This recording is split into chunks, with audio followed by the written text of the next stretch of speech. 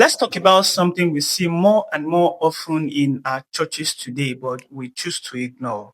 Photographers and videographers during occasional services like wedding, funeral, and Thanksgiving.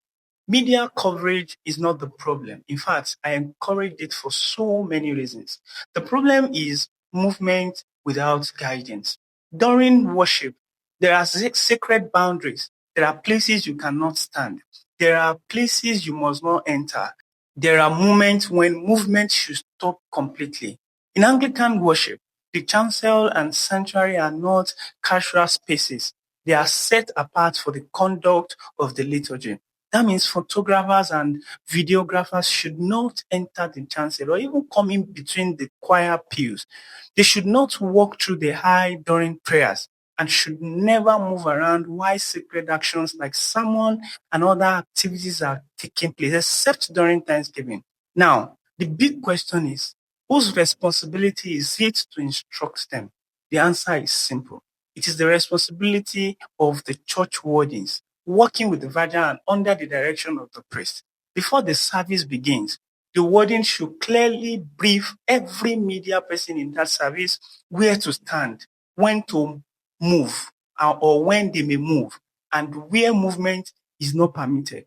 This instruction should happen before the start of service, not during the service. Once worship has begun, the service must flow without interruption. Wording should not be correcting photographer mid-liturgy unless absolutely necessary. This is not about control. It's about protecting the reference of worship. When media personnel are properly guided, worship is not disrupted. The clergy can focus on ministry. There will not be distraction. The congregation will be praying and will not be distracted.